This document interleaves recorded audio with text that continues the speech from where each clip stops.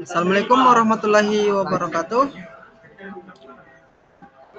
Perkenalkan, saya Muhammad Galang Nusantara S. Kali ini saya akan menjelaskan sebuah kode untuk ujian akhir semester saya dari PT IKC. Baik, saya beranggotakan 3 orang. Yang pertama saya sendiri, yang kedua AM Yusran Masidan, yang ketiga Muhammad Zaki Baritwan. Baik, langsung saja kita masuk ke kode.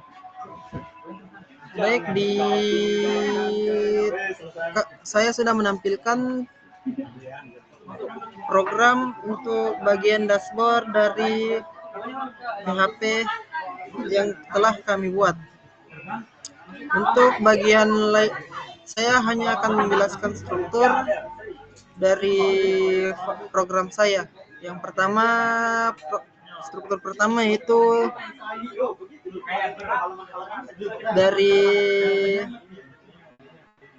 dari baris pertama dan baris kedua. Kode ini menunjukkan bahwa template ini memperluas file layout dari file saya dan menyertakan bagian bernama konten.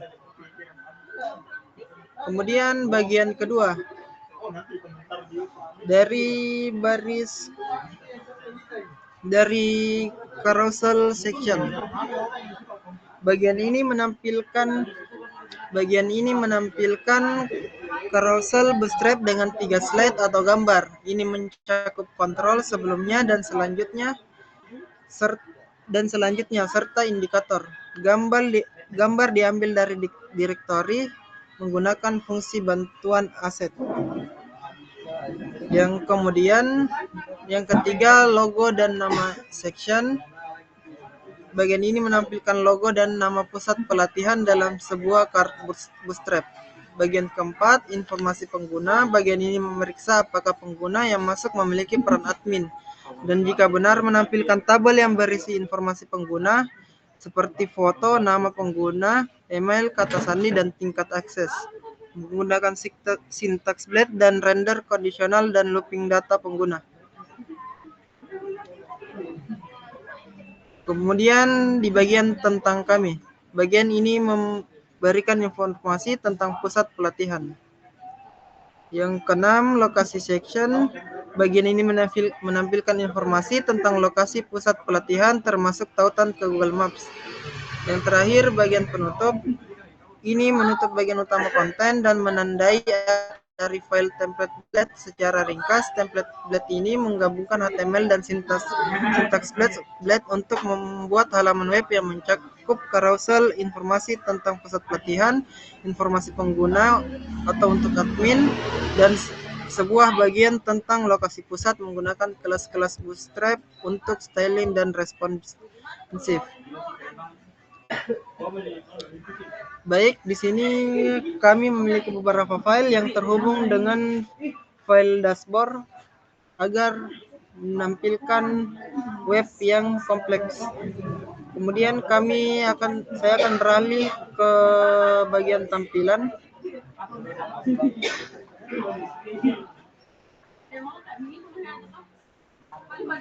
Bagian tampilan.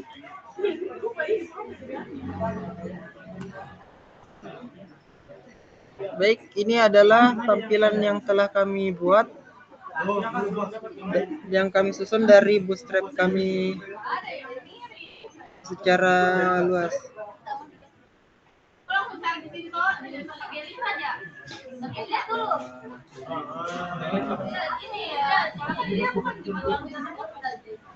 Baik, karena cukup panjang, jadi saya hanya memperlihatkan sebagian dari file bootstrap saya. Mungkin hanya itu yang ingin saya sampaikan. Baik, terima kasih atas kesempatannya. Perkenalkan, nama saya Muhammad Zaki Baritwan selaku anggota dari kelompok ini. Saya akan menjelaskan output dari program yang kami buat. Nah, seperti yang kalian lihat di tampilan dashboard atau halaman utama yang sudah dijelaskan tadi oleh teman saya. Dan di sebelah kiri ada tampilan menu.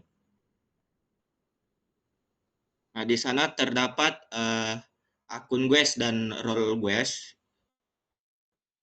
yang berarti kita belum menjadi pengguna atau bisa dibilang kita masih pengunjung, yang artinya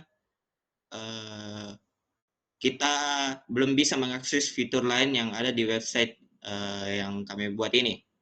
Nah, untuk mengakses fitur tersebut, kita bisa membuat akun dengan registrasi.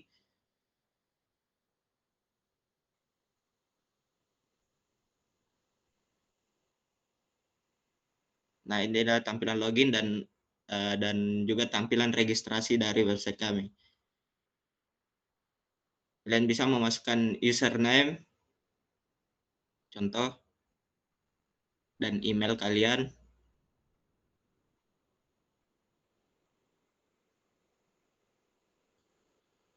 Dan juga password. Dan juga di sini terdapat konfirmasi password yang harus sama dengan password yang di atas. Dan di sini juga terdapat mohon maaf, password salah. Di sini juga terdapat foto user atau foto yang bisa kalian gunakan sebagai foto profil. Saya akan mengambil contoh foto yang ini. Nah, kalian juga bisa mengcrop sesuka hati kalian sesuai dengan keinginan kalian juga. Nah, setelah itu kalian bisa pencet register. Selanjutnya kalian bisa login menggunakan akun yang kalian buat tadi.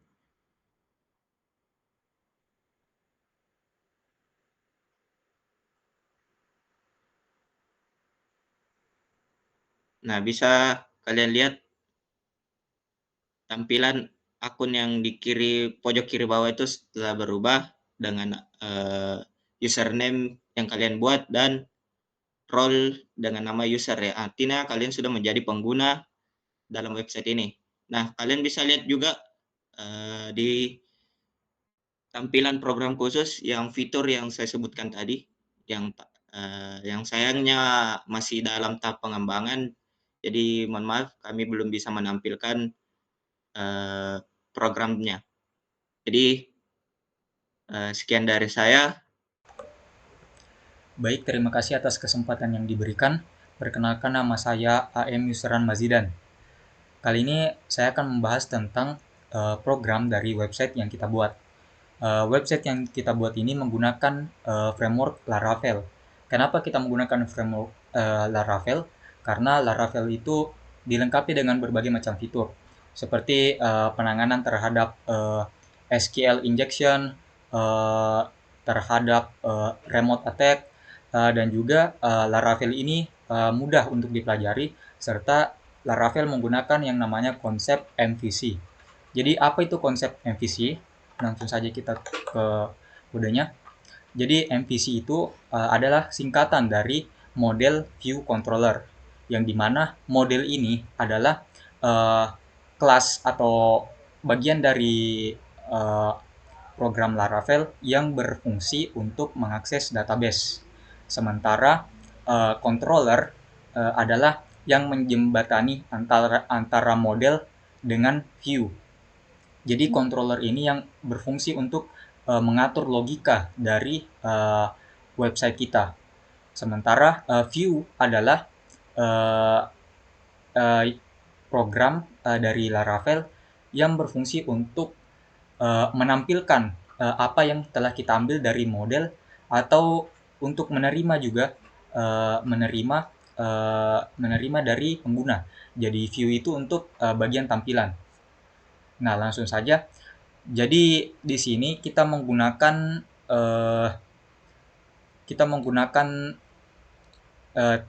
database dengan table sebagai berikut. Jadi di dalam Laravel itu terdapat beberapa tabel tambahan atau tabel bawaan dari frameworknya. Seperti di sini kita bisa lihat ada table file jobs, ada table migration, ada table personal access token, sama table untuk password reset. Jadi tabel-tabel ini merupakan tabel bawaan dari Laravel. Sementara tabel yang kita buat sendiri itu ada status kehadiran. Nah, untuk tabel-tabel ini sendiri, dia itu bisa ditambah dan bisa dihapus. Kita juga bisa mengedit bagian dari tabel ini. Seperti misalnya di dalam tabel kehadiran itu ada misalnya hadir, izin, sakit, atau tidak hadir atau alpha. Di tabel education itu ada SD, SMP, SMA, dan seterusnya. Gender, kita juga punya tabel gender, tabel jobs, terus agama, tabel religion. Nah, kita menghubungkan tabel ini dengan user berdasarkan dengan menggunakan konsep join table. Jadi konsep join table ini yaitu dengan menggabungkan tabel satu dengan tabel lain menggunakan field atau kolom dalam sebuah table. Jadi misalnya di user kita seperti ini, level ID.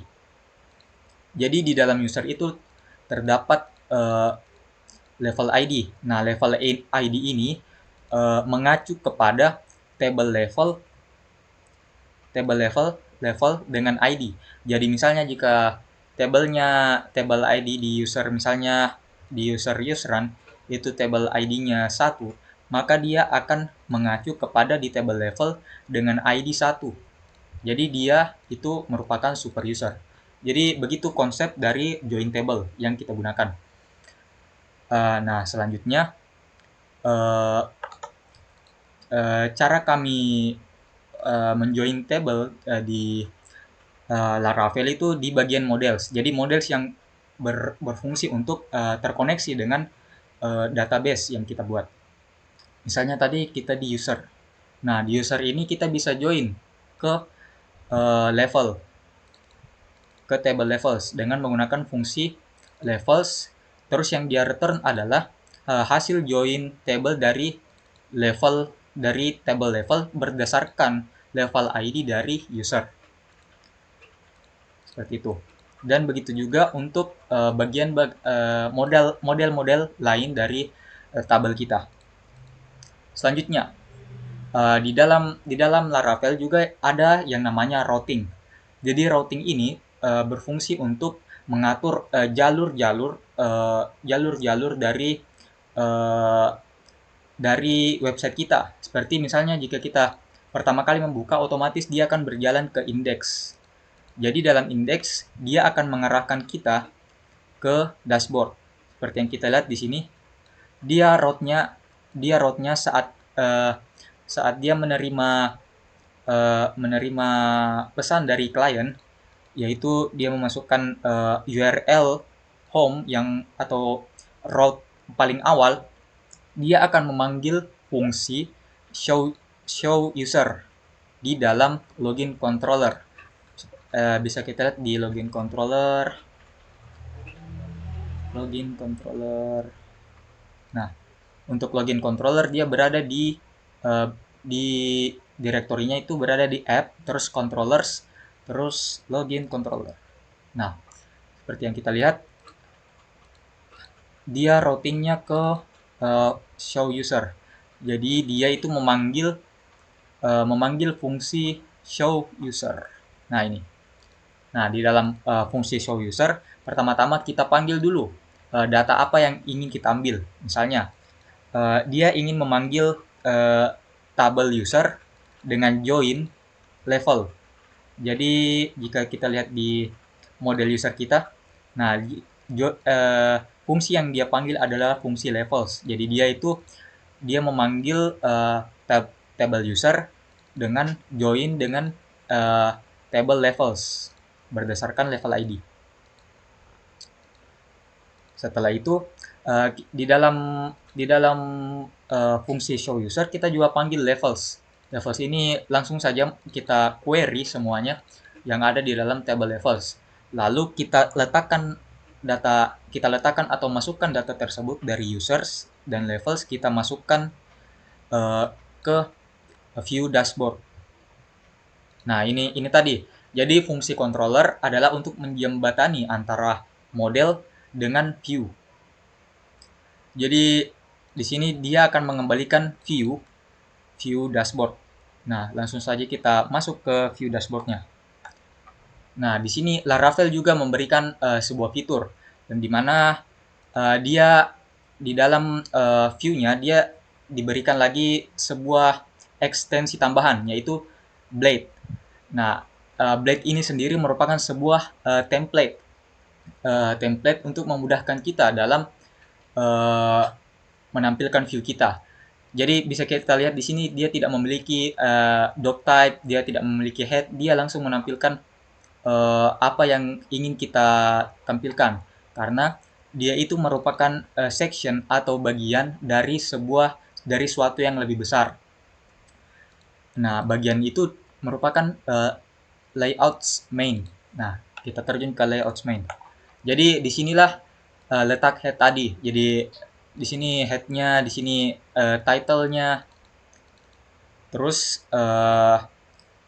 kita tampilkan konten tadi dari dashboard.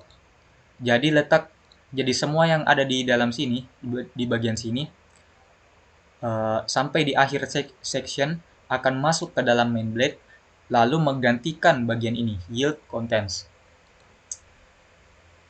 Seperti itu tampilannya jika muncul di browser kalian masing-masing. Lalu kita kembali lagi ke bagian dashboard tadi. Jadi yang dimasukkan adalah users dengan levels. Nah, di mana kita memanggilnya di view-nya. Jadi bagian sini misalnya. Nah, di sini dengan menggunakan blade template tadi, kita tidak perlu mengetik tanda kurung siku, tanda tanya, PHP dan sebagainya. Kita langsung saja menggunakan add for each users as users. Nah, users ini adalah data yang telah dikirimkan melalui controller tadi, ya, users. Dengan menggunakan for each, kita bisa memanggil bagian-bagian tiap-tiap bagian dari data yang telah dikirim. Misalnya, kita panggil foto dari user. Nah, di sini kita memanggil directory atau nama dari foto tersebut. Nah, kita juga bisa memanggil username dari user tersebut, email dari user tersebut, password dari user tersebut, dan seterusnya. Nah, untuk level, seperti itu juga. Kita menggunakan for each, lalu untuk setiap levelnya kita panggil ID-nya, kita panggil level ID dari user, lalu kita samakan dengan ID dari table level. Dan begitu seterusnya. Lalu kita tampilkan nama dari levelnya. Untuk apa ini? Kita lihat saja nanti. Selanjutnya di sini untuk CSS-nya atau tampilannya kita menggunakan template Bootstrap yang sudah kita modifikasi atau sudah kita edit. Jadi Bootstrap-nya itu tersimpan di folder public, terus di CSS, terus di bootstrap.css. Nah, seperti yang kita lihat, misalnya primary-nya sudah bukan warna default dari Bootstrap itu, namun kita sudah edit seperti warna ini kita semua sudah edit, termasuk juga default font-nya, ukurannya dan semuanya kita sudah edit. Seperti itu. Nah, dan untuk tampilan maps di dashboard kita cuman menggunakan screenshot dari Google Maps, lalu kita berikan dia link untuk ke Google Maps aslinya karena untuk kami membuat aplikasi Maps atau menghubungkan dengan API dari Google itu masih tergolong sulit. Nah, selanjutnya di dalam program kami juga menerapkan yang namanya multi level multi level session. Seperti apa itu, kita terjun ke websitenya. Jadi seperti yang kita lihat di tampilan pertama itu kita masih menjadi guest. Jadi kita masih guest. Jadi beginilah tampilan defaultnya. Kita hanya bisa mendaftar, login, dan sebagainya. Nah, jadi di dalam website kita ini, saat kita login sebagai super user, seperti misalnya saya merupakan super user, terus saya masukkan password. Nah, kali ini saya sebagai super user. Super user itu sendiri yang seperti memegang tahta tertinggi dalam hierarki level. Jadi dia itu memiliki kendali penuh atas website ini. Jadi dia bisa menghapus sesuka hati atau menambahkan sesuka hati. Nah, di dalam seperti yang kita lihat, menu di sidebar kita itu sudah bertambah sangat banyak. Kita bisa melihat semua menu yang ada di website ini. Walaupun masih banyak yang belum lengkap lah. Seperti yang kita lihat di sekretaris, bendahara, dan lain-lainnya. Nah, namun kita masuk ke menu super user. Nah, di dalam menu super user ini ada yang namanya config. Config ini berguna untuk yang tadi. Jadi di dalam tabel gender, job, education, religion, status pembayaran, status kehadiran itu kita bisa edit, bisa add, bisa delete. Seperti misalnya gender. Anggaplah sistem tatanan dunia sudah berubah dan terdapat gender baru. Misalnya netral. Nah, kita bisa menambahkannya. Lalu orang-orang yang telah mendaftar itu tidak perlu mengubah apapun karena sistem ini menggunakan join table. Jadi misalnya jika terdapat gender baru netral, lalu kita add. Nah, datanya tersebut akan otomatis terdaftar di tabel gender. Seperti misalnya kita lihat di database kita. Di gender. Di tabel gender, awalnya terdapat laki-laki dan perempuan. Namun setelah negara api menyerang, sudah terdapat gender netral.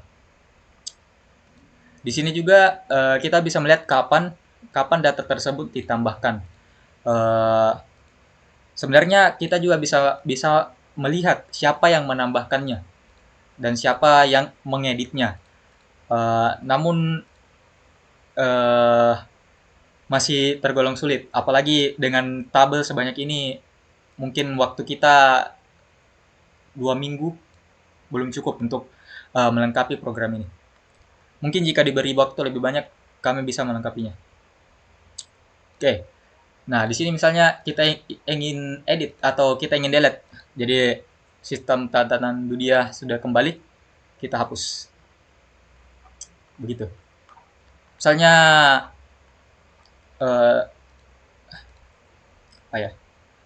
misalnya kita ingin ubah status pembayaran. Misalnya ini gradually. Kita ingin ubah jadi hutang. Sisa klik update. Nah, database akan terupdate, hutang telah terupdate. Begitu. Nah, selanjutnya bagian yang paling sulit dari program kami yaitu ini, role permission. Jadi, misalnya kita adalah super user, kita bisa menambahkan role baru atau level baru kepada pengguna. Misalnya, di sini terdapat super user, role saya sebagai ini. Terdapat role guest tadi yang belum login sama sekali, user yang telah login namun belum tahu apa role-nya. Kita juga menambahkan role untuk peserta. Mari kita tambahkan role untuk misalnya instruktur atau bendahara. Kita tambahkan role bendahara. Nah, kita tinggal tekan tambah role, kita berikan nama bendahara. Kita save. Nah akan muncul role baru, yaitu role bendahara. Terus kita ingin bendahara bisa melihat menu ini, menu bendahara. Jadi dia itu pay status, status pembayaran. Nah, kita tinggal centang semua. Jadi konsepnya adalah kita bisa mengatur apakah bendahara bisa menghapus, bisa mengekspor, atau bisa mengedit. Namun sekali lagi karena keterbatasan waktu, kami tidak mampu melengkapinya. Kami hanya bisa menampilkan saja. Oke, kita save. Sekarang bendahara seharusnya bisa melihat status pembayaran.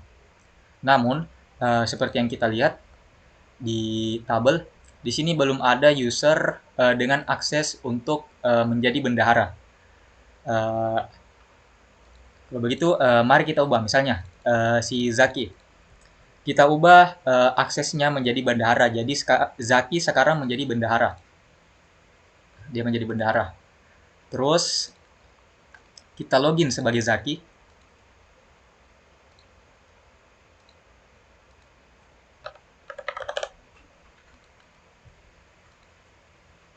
Dan sekarang menu bendahara sudah ada di menunya Zaki. Seperti itu. Bagaimana kami melakukannya? Jadi di sini kami menggunakan session. Jadi jika kita pergi ke menu, anggaplah saya jadi super user dulu.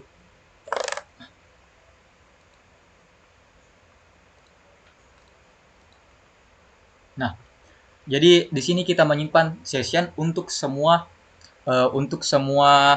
bagian yang tercentang ini. Jadi di dalam tabel status kehadiran attend stat, di situ ada yang namanya two dimensional array. Jadi terdapat array dengan dua indeks.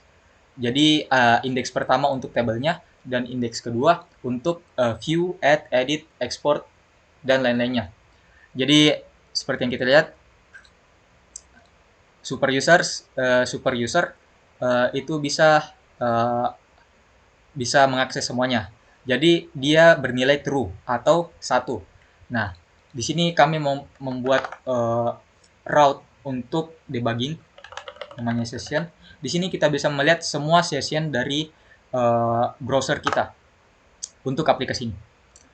Nah, di sini kita bisa lihat di atribut. Nah, di sini kita bisa lihat semua session kita. Nah, di session pertama ada session bawaan dari Laravel, yaitu token, previous, dan flash. Nah, di sini kita bisa melihat username kita, role kita adalah 1, yang berarti role name-nya adalah super user. Nah, dan di sini terdapat tabel-tabel yang ada tadi, yaitu attend stat, education, dan lain-lain. Nah, di dalam attend stat terdapat lagi bagian-bagian. Jadi di dalam attend stat, di bagian atribut, dia terdapat ID, level ID. Nah, dan di sini dia view-nya bernilai 1, add-nya bernilai 1, edit bernilai 1, dan lain-lain. Nah, jika kita kembali ke view kita tadi, misalnya di bagian sidebar. Nah, di sini kita bisa tentukan. Nah, jadi di dalam sessionnya, jika misalnya dia super user berarti sessionnya itu key-nya itu role-nya itu 1. Jadi jika kita lihat di sessionnya,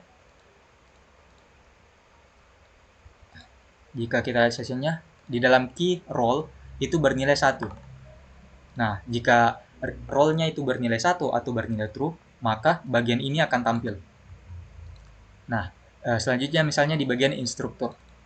Jika misalnya di sessionnya terdapat key jobs, lalu di dalam key jobs itu terdapat lagi key view yang bernilai 1. Jadi di dalam key jobs, terus dia bernilai 1, view bernilai 1, maka akan menampilkan bagian menu ini. Dan begitu juga untuk yang lain.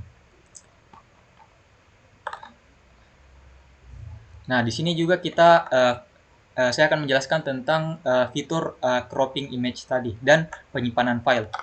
Kita kembali ke halaman dashboard. Nah, tentu saja kita sebagai super users, seperti yang dijelaskan Zaki dan Galang tadi, untuk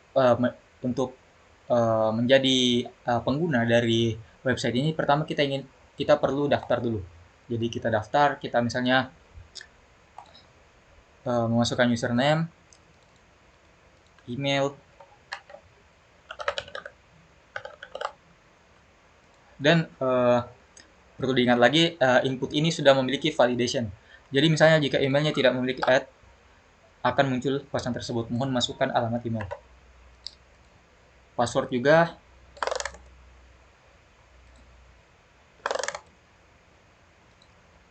Nah, untuk mengupload fotonya, kita menggunakan yang namanya library yang bernama Ijabo Crop Tool. Dalam library ini, dia pertama-tama akan membuka file, lalu mencari file, misalnya ini. Nah, terus di dalam cropnya kita bisa menentukan apakah dia cropnya itu merupakan freehand atau memiliki aspek rasio tertentu. Misalnya kali ini saya memilih aspek rasio 1:1, jadi kotak. Hal ini kami gunakan karena untuk menampilkan foto profil itu memerlukan aspek rasio 1:1, dan jika menggunakan aspek selain itu, maka foto yang akan ditampilkan oleh website kami itu akan berantakan. Jadi kami menggunakan aspek rasio 1:1. Nah, setelah dia crop, maka halaman registrasi ini akan memberikan post request ke tabel foto. Jadi yang dia simpan adalah file dari foto itu, nama file dari foto itu. Nah, seperti yang kita lihat, foto telah terupload, artinya fotonya sudah berada di dalam server kita. Setelah itu kita register. Nah, foto yang tadi itu tersimpan di bagian aplikasi kita, di bagian public, terus images, terus nah ini dia foto kita tadi. Foto yang Zaki upload juga tadi tersimpan. Lalu namanya kita simpan ke dalam database user kita. Jadi dalam user, di bagian foto, nah di database kita telah terdapat pengguna baru dengan nama secret. Nah, terus di dalam fotonya, foto itu menggunakan tipe data teks. Jadi kita bisa menyimpan teks yang panjang. Nah, di dalam field foto ini kita menyimpan nama dari filenya. Jadi kita tidak menyimpan datanya secara langsung ke dalam database karena hal tersebut memakan resource yang sangat banyak. Nah, setelah itu kita masukkan akunnya. Nah, di bagian untuk menampilkan foto profilnya, itu kami tinggal memanggil directory lalu ditambahkan dengan nama foldernya, seperti kita lihat di sidebar. Nah, ini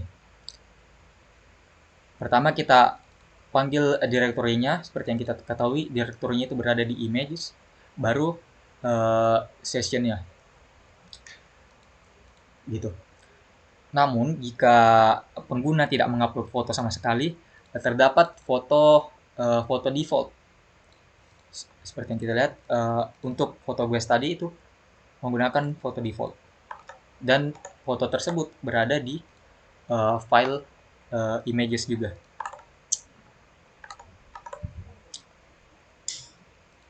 Baik, mungkin sekian penjelasan dari program kami, dari website kami. Lebih dan kurangnya mohon dimaafkan. Terima kasih. Assalamualaikum warahmatullahi wabarakatuh.